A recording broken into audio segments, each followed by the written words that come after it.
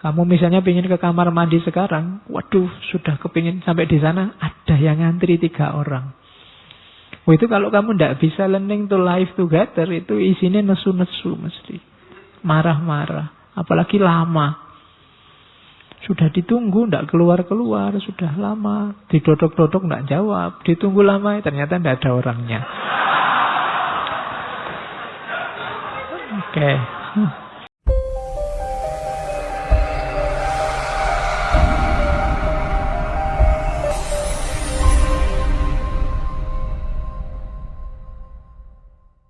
Malam ini kita ketemu tokoh-tokoh pendidikan barat.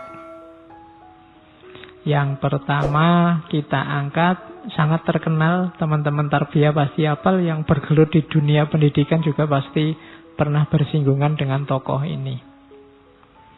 Benyamin S. Bloom. Ya. Ono Blume. Kalau Benyamin S itu bukan tokoh pendidikan tapi artis. S-nya bukan S-nya Benyamin S itu. Kalau Benyamin S kan Benyamin Sueb. Kalau ini Benyamin Samuel Bloom. Ya. Makanya bukan artis tapi ahli pendidikan. Profesor, guru besar pendidikan di University of Chicago. Ahli pendidikan Amerika. Kelahiran 1913. Nanti meninggalnya 1999. Jadi masih orang-orang zaman kita. Cuma beliau berjasa besar dalam bidang pengawasan pendidikan, kemudian gagasan-gagasannya tentang pengembangan pendidikan. Nanti dia punya 2 teori besar yang malam ini kita angkat, yang berpengaruh besar dalam dunia pendidikan. Yang pertama namanya taksonomi Bloom, yang kedua namanya mastery learning. Ini 2 teori yang memberi banyak inspirasi dalam dunia pendidikan. Sebenarnya nanti ada beberapa sumbangannya yang penting untuk kita yang belajar filsafat. Tentang level-level kognisi. Karena filsafat itu kan alat utamanya akal. Nah, selama ini kita tidak terlalu cermat terhadap kerja akal ini level-levelnya seperti apa. Dan itu mungkin gagasannya Bloom ini bisa banyak membantu. Biar bisa identifikasi, biar bisa muhasabah. Oke, wajahnya itu cuma ya nanti kamu cari sendiri masa mudanya. Wajahnya di banyak foto selalu versi tuanya. Oke. Saya awali dari quote-nya ya. Nanti gagasan-gagasannya panjang di belakang. Saya quote yang ini menurut saya menarik.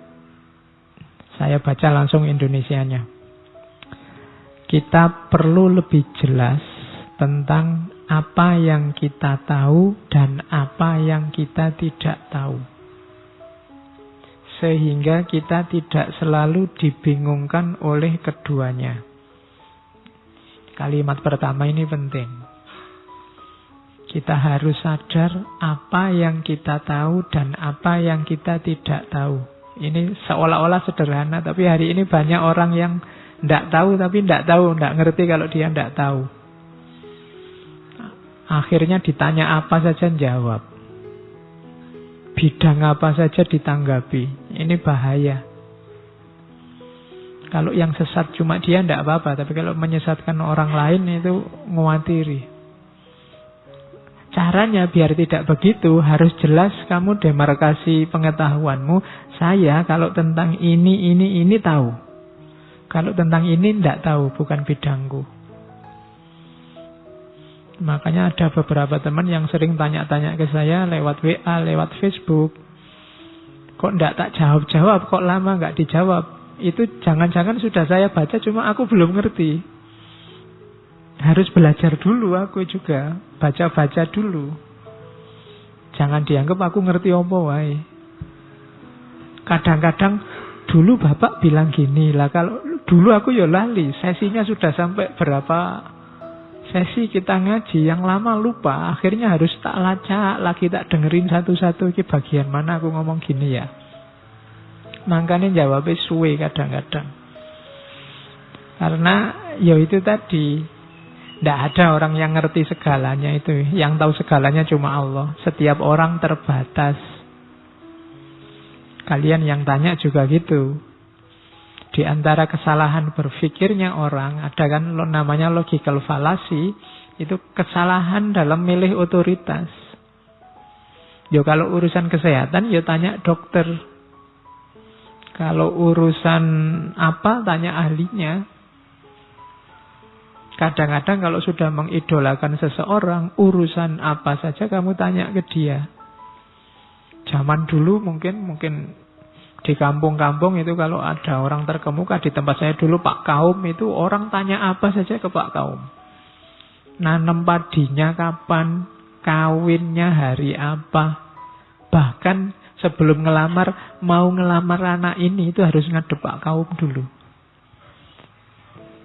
Loh itu betapa susahnya jadi Pak Kaum. Padahal bayarannya berapa, cuma dia kalau ada acara dapat berkat, cuma itu aja.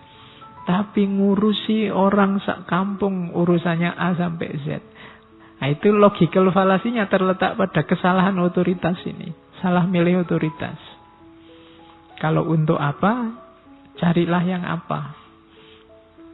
Itu maka kita harus sadar apa yang kita tahu dan apa yang kita tidak tahu.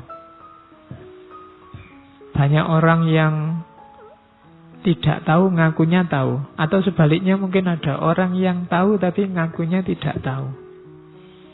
Kalian mungkin termasuk dalam beberapa isu adalah orang yang sebenarnya tahu. Tapi ngaku tidak tahu atau tidak merasa tahu. Padahal ngerti. Kalau bahasanya Ghazali ini kayak orang tidur. Bangunkanlah. Kalau orang yang tidak tahu ngaku tahu, ini orang tersesat. Ingatkanlah. Dielingke.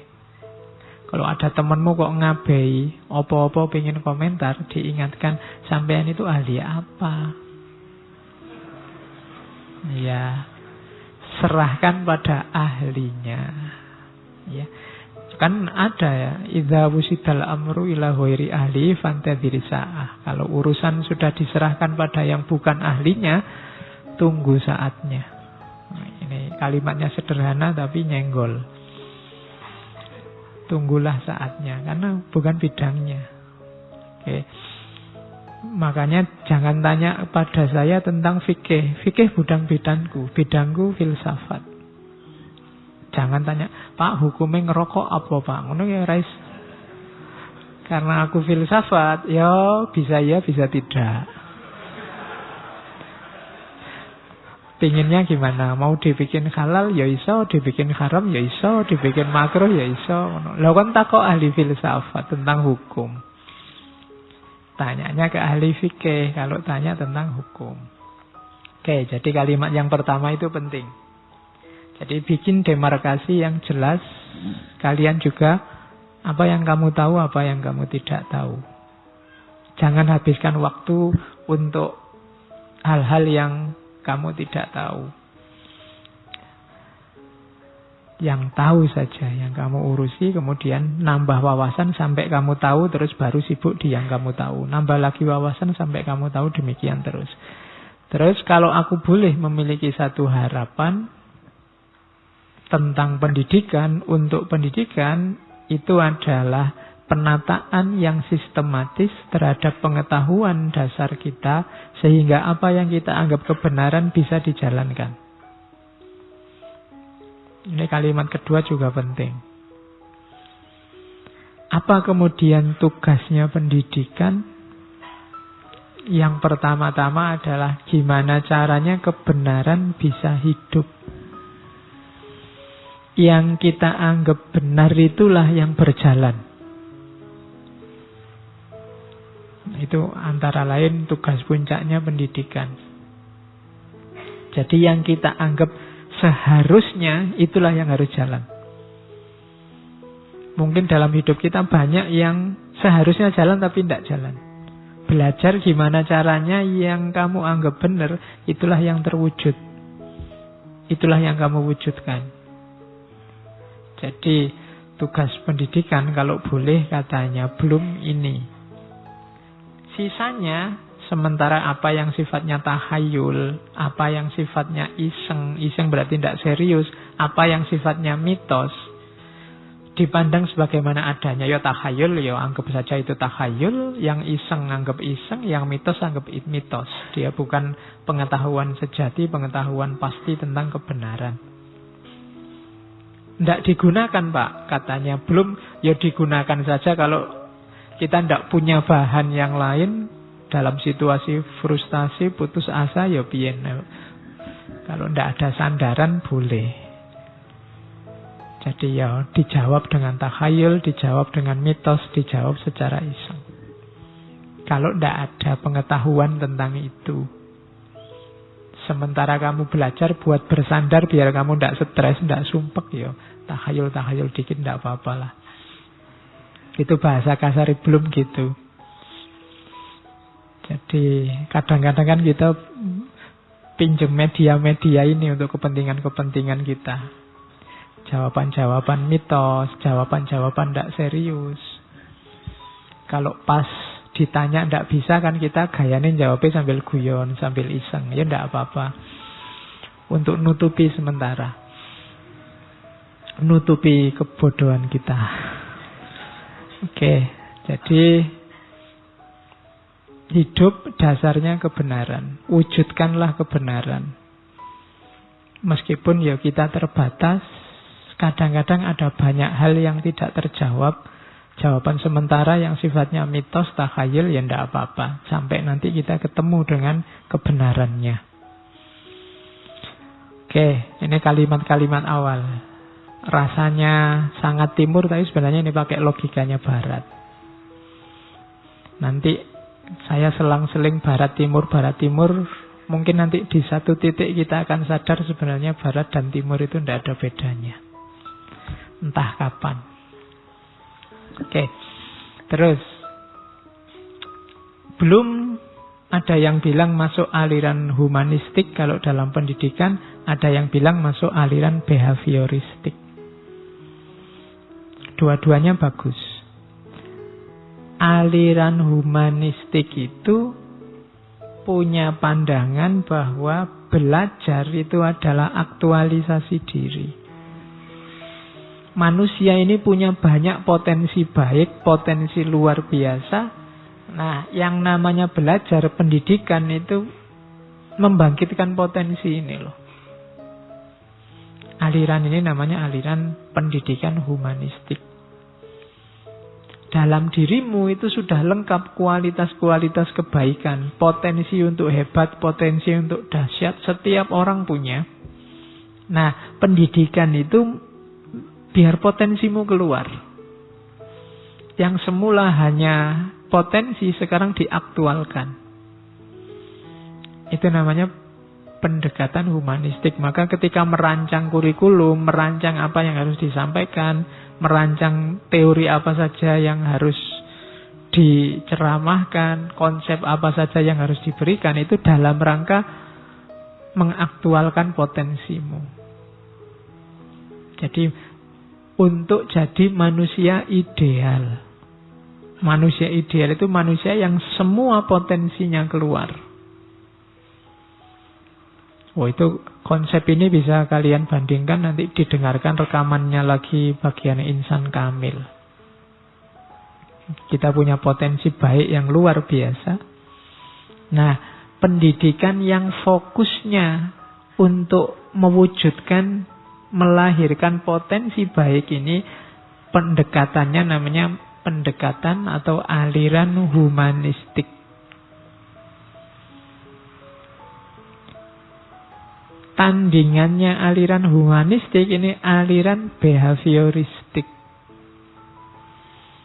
Kalau aliran behavioristik ini aliran yang tujuannya bukan mewujudkan manusia ideal, tapi apa? Mengubah manusia jadi lebih baik sesuai ideal yang sudah ditetapkan sebelumnya. Nah, ini namanya behavioristik. Jadi kalau behaviorisme, mari kita mewujudkan siswa yang Pancasilais. Caranya A, B, C, D. Nah, ini behaviorisme. Jadi titik tekannya pada perubahan. Dikasih apa nanti biar dia berubah begitu. Dikasih ajaran moral biar dia sopan santun. Dikasih ajaran fikih biar dia patuh beribadah pada agama. Nah, ini yang semacam ini, pendidikan dengan gaya semacam ini namanya aliran behavioristik. Kalian saya ajari filsafat biar mikirnya cerdas, biar mikirnya jernih. Nah, ini behavioristik.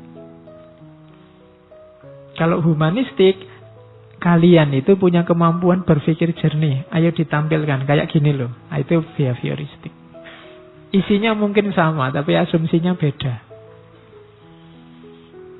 Jadi yang satu, idealnya itu sudah ada dalam dirimu, sekarang dihidupkan. Yang satu, idealnya dibikin dan kamu disuruh mewujudkan ideal itu. Yang satu humanistik, yang satu behavioristik. Jadi yang humanistik itu bergerak ke dalam, diaktualkan keluar. Kalau yang behavioristik, kamu mengejar ideal keluar. Nah, itu definisi bukunya ya yang saya tulis itu. Nanti teman-teman tarbiyah, teman-teman pendidikan pasti punya yang lebih detail. Tapi karepnya begitu. Berarti asumsinya dalam aliran humanistik, dirimu sudah ada perangkat-perangkat lengkap, tinggal dihidupkan. Sementara kalau behavioristik, dirimu ini kayak semacam papan kosong, diisi apa saja, nanti seperti itu kamu akan berubah. Nah, itu bedanya behavioristik. Jadi kita jadi apa tergantung inputnya. Kalau diinput dengan yang baik-baik, ya hasilnya baik. Kalau diinput yang jelek-jelek, hasilnya jelek. Nah, itu behavioristik. Kalau humanistik, idealnya sudah ada di dalam dirimu, cukup kamu jadi manusia yang sejati, cukup kamu gali dirimu sedalam-dalamnya dan wujudkan itu. Nah, itu concernnya dunia pendidikan. Saya tidak tahu kamu kuliah itu sadar tidak dua model ini, kamu diapain sama kampus-kampusmu. Loh ya kan, kamu diubah jadi sesuatu sesuai ideal, atau kamu sedang dibangkitkan semua potensimu sebagai manusia. Kamu gak pernah mikir sampai sedalam ini, ya kuliah ya yang penting datang, absen, dapat nilai, Pak. Padahal kamu harus sadar input apa yang kamu peroleh dari kampus sehingga kamu jadi apa. Itu behavioristik. Oke, nah belum ini bisa dua-duanya nanti teorinya. Dia mengeksplorasi jiwa manusia yang belajar sekaligus menunjukkan ideal-idealnya. Jadi makanya nanti ada yang bilang dia masuk aliran humanistik, ada yang bilang dia masuk aliran behavioristik. Terus, nah kegelisahannya belum apa sih? Yang digelisahkan belum itu, dia tahun 50-an itu ada konferensi tentang asosiasi psikologi, para psikolog di Amerika. Belum ini kan meneliti dunia pendidikan. Nah, hasil penelitiannya belum. Ternyata sekolah-sekolah, kampus-kampus itu kalau memberi soal, memberi tugas pada siswanya, pada mahasiswanya, persentase terbanyak adalah tugas dan soal yang nyuruh siswa atau mahasiswanya hafalan. Cirinya gampang. Mesti kalau kamu ujian disuruh nutup buku. Itu pertanda kamu disuruh menghafalkan. Kalau kamu tidak hafal, tidak mungkin. Mesti close book. Jadi bukunya ditutup. Nanti kalau kamu ujian, mesti kan, ayo semua buku ditutup. Kan mesti gitu. Tapi sekarang kamu boleh tanya, HP boleh dibuka enggak Pak? Ya. Kalau zaman dulu buku ditutup terus akhirnya bangkunya penuh tulisan. Ya. Zaman dulu gitu. Sekarang mungkin mahasiswa atau siswa jarang yang belajar teknologi nyontek itu. Zaman dulu pinter-pinter siswa itu. Zaman saya mahasiswa itu kalau nyontek tidak ditulis pakai pulpen. Jadi sebelum di atas kertas bukunya itu dikasih kertas lagi, nulisnya dikasih kertas atasnya. Jadi yang ada ketika kertas ini diambil, yang ada di buku ini kan cuma bekasnya tulisan, nggak ada tintanya. Nah, jadi kalau dosennya ngawasi buka, oh ini nggak ada tulisannya apa-apa kok Pak. Tapi dilihat dari samping ini kelihatan.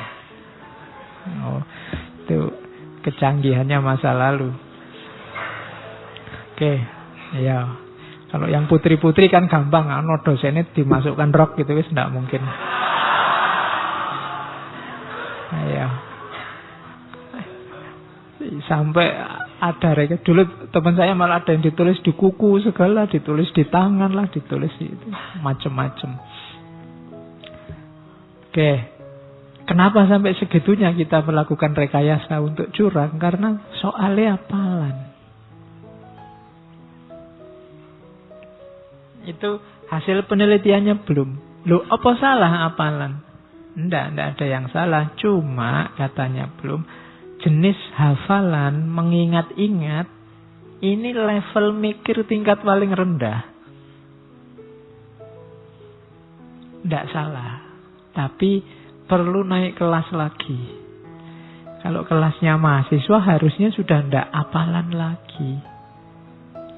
Kamu harus sudah bisa menggunakan hafalanmu.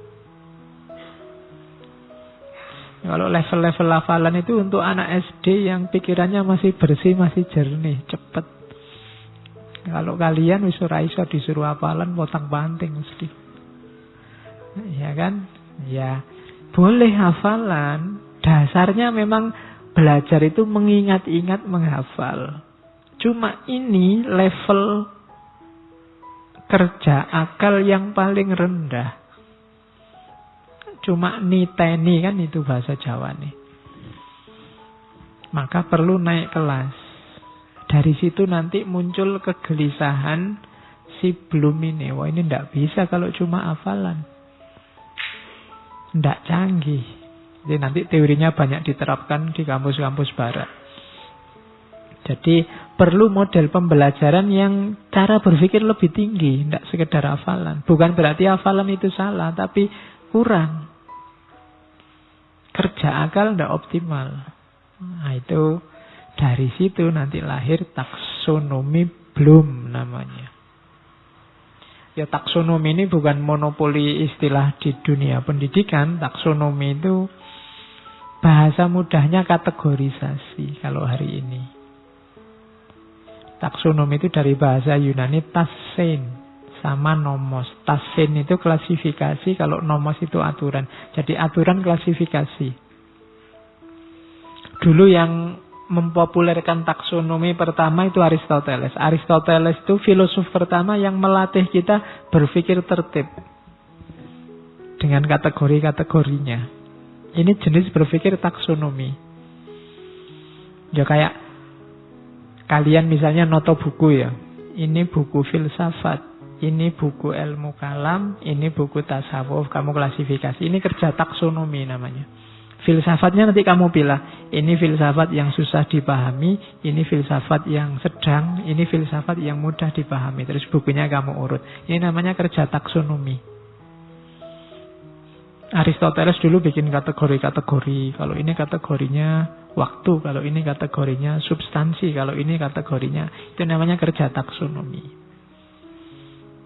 Kalau penelitian itu biasanya pendekatan kategoris namanya. Misalnya meneliti teman-teman santri-santri, mahasiswa-mahasiswa yang ngaji filsafat. Nah itu kan terus saya ingin bikin taksonomi dari aspek pemahaman mereka terhadap ngaji. Ini ada yang pemahamannya luar biasa, ngalah-ngalahi yang ngasih itu. Jadi misalnya kalau ini pemahamannya pas, cocok dengan yang diomongkan. Kalau ini tidak terlalu paham, ini ya cukupan lah, paling dapat 25%. Ini tidak dapat apa-apa, teh aja nggak kebagian. Kalau yang ini, itu namanya taksonomi. Jadi diklasifikasi. Atau dari sisi wajahnya Pak, kalau ini luar biasa, kalau ini biasa-biasa aja, kalau ini memprihatinkan. Misalnya kategorinya 3 misalnya. Loh, ini contoh taksonomi. Jadi model berpikir klasifikasi. Dulu yang dilakukan oleh Darwin kan begitu. Dia melakukan klasifikasi pengelompokan sampai ketemu bahwa lo manusia itu sak grup sama kera. Ya itu kerja toh. Ya meskipun kamu tidak terima, tidak apa-apa. Padahal kamu jadi ya mirip-mirip saja.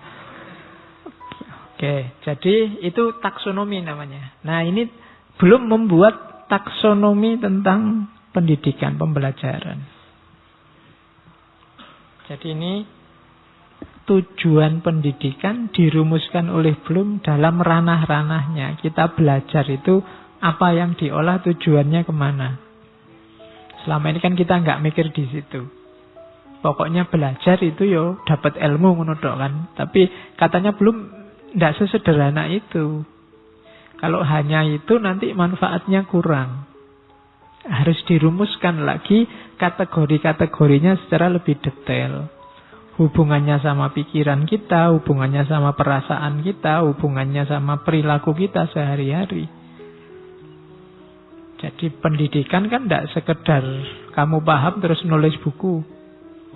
Tapi ada efek merubahnya. Karena disebut pendidikan itu kan ketika ada, kalau bahasa pendidikannya ada efek performatifnya. Ada yang baru yang mengubah hidupmu. Mungkin pikiranmu, mungkin perilakumu, mungkin batinmu, perasaanmu. Itu kan gunanya pendidikan. Cuma selama ini kita nggak selalu fokus di situ. Kita sering merasa bahwa pendidikan itu diajari, paham, ya selesai Pak. Gurunya ngomong apa saya ngerti, ya selesai. Katanya belum, tidak sesederhana itu. Kalau hanya sekedar itu, proses pendidikan nggak perlu mahal-mahal. Oke, itu yang kedua. Terus pilarnya apa? Rumusan-rumusannya belum itu. Ada istilah pendidikan yang holistik, pendidikan yang utuh. Pendidikan yang holistik itu melibatkan 3H. Yaitu head, heart, dan hand. Ini berarti utuh. Nggak cuma berhubungan dengan kepala, tapi juga berhubungan dengan hati, dan juga berhubungan dengan tangan. Kepala itu kognisi, akalmu. Head itu hatimu, batinmu. Psikomotorik itu tindakanmu. Bagi yang jeli akan melihat bahwa itu tadi saya bilang, Barat dan Timur mungkin nggak terlalu selisih. Bolak-balik kalau di Jawa misalnya, ilmu itu kelakone kanthi laku. Laku itu psikomotorik. Diawali dari pemahaman, digarap oleh hati, kesetujuan, kecocokan pada kebenaran, kenyamanan. Setelah itu kan dijalankan. Jadi 3 ini harus nyambung. Kalau 3 ini nggak nyambung, kamu belum ketemu hakikatnya pendidikan. Hakikatnya orang hidup dapat pengetahuan dan level hidupnya naik. Jadi kalau kebenaranmu kamu yakini, terus cocok sama batinmu, berarti kamu setujui, dan cocok sama hidupmu, keseharianmu, disitulah nanti ilmu itu akan ngangkat derajatmu kalau pakai rumusnya Al-Quran. Ngangkat derajat gimana? Level hidupmu akan naik. kamu jadi lebih baik dari sebelumnya. Kalau cuma berhenti di head, enggak. Atau dapat cuma 2 di head dan heart, di kepala dan hati. Kamu cocok, mantep, marem, dan paham. Tapi tidak hand, tidak operatif dalam hidupmu juga belum. Tiga-tiganya harus terlibat. Kalau hand saja juga enggak. Hand saja berarti ngawur. Enggak ada headnya berarti enggak dipikir. Atau kalau head sama hand, Pak, rasa sama tindakan juga enggak dipikir, berarti enggak ada pemahamannya, enggak ikut main. Atau kalau head sama hand, Pak, kepala sama tangan, dipahami terus dijalankan belum, karena ada hubungan sama batinmu. Kalau enggak cocok sama batinmu, kamu juga tersiksa. Jadi 3 ini harus nyambung. Mau nyumbang bencana, secara head mungkin duitmu harus dikasih semua, kasihan mereka itu. Tapi secara head, kalkulasi, ya jangan banyak-banyak, kita juga butuh.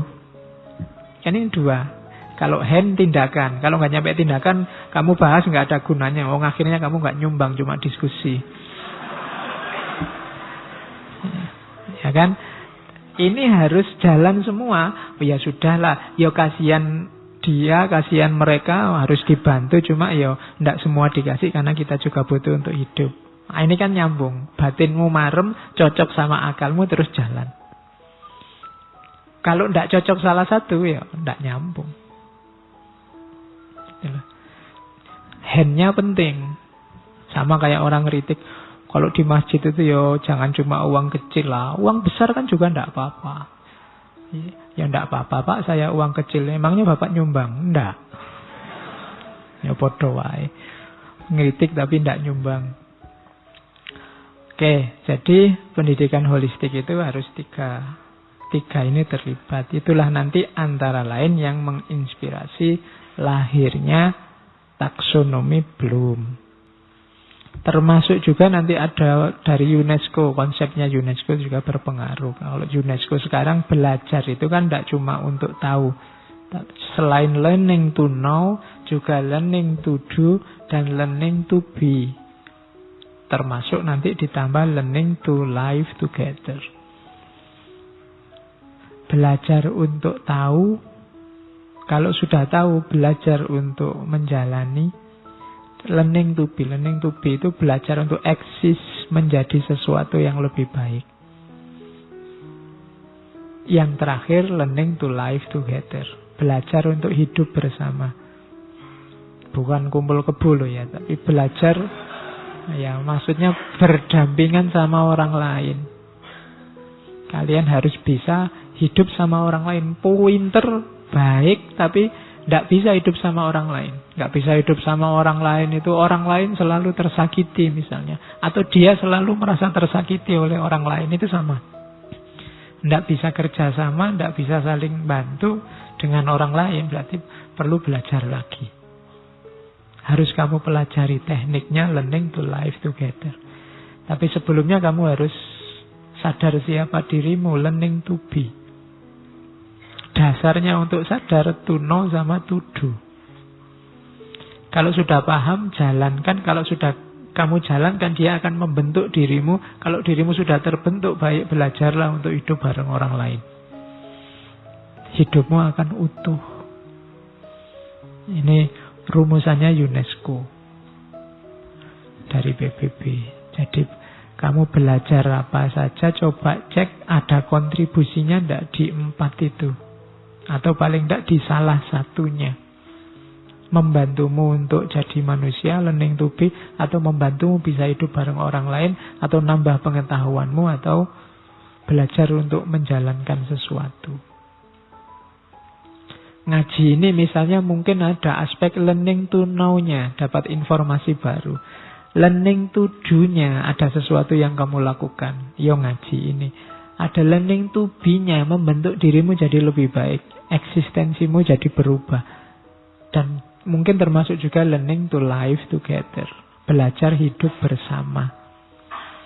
Ya ini kan contoh kecil hidup bersama itu kan, misalnya kalian ngantuk mau senden tidak bisa, sebelahnya ada temennya kan, harus mau berbagi. Oh iya ini tiangnya kecil ya, yuk separuh dang yuk, ya, kan bisa begitu.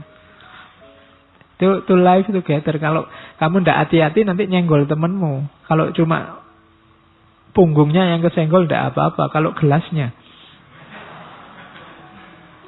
nanti kan rame lagi. Loh itu golongannya to life together. Tidak simple, perlu diatur, perlu dipelajari. Makanya Sartre itu sebelnya luar biasa sama orang lain. Sampai dia bilang hell to other people. Orang lain itu neraka, bikin aku sumpek aja. Bikin aku tidak bebas, bikin aku. Tapi ya tidak bisa dihindari takdir sosial kita. Kita pasti hidup bareng orang lain. Tidak mungkin tidak. Kamu misalnya ingin ke kamar mandi sekarang, waduh sudah kepingin sampai di sana, ada yang ngantri 3 orang. Itu kalau kamu tidak bisa learning to life together, itu isinya nesu-nesu mesti. Marah-marah, apalagi lama. Sudah ditunggu, tidak keluar-keluar, sudah lama. Didodok-dodok, tidak jawab. Ditunggu lama, ternyata tidak ada orangnya. Oke. Nah ya, sering ya gitu. Sudah ditungguin lama, ternyata tidak ada orangnya. Oke. Ini learning to life together. Hidup bareng orang lain. Kamu harus belajar. Tidak bisa menang-menangan sendiri. Nah, itu pilarnya. Tadi ada pilarnya 3H. Ini pilarnya to know, to do, to be, to life together.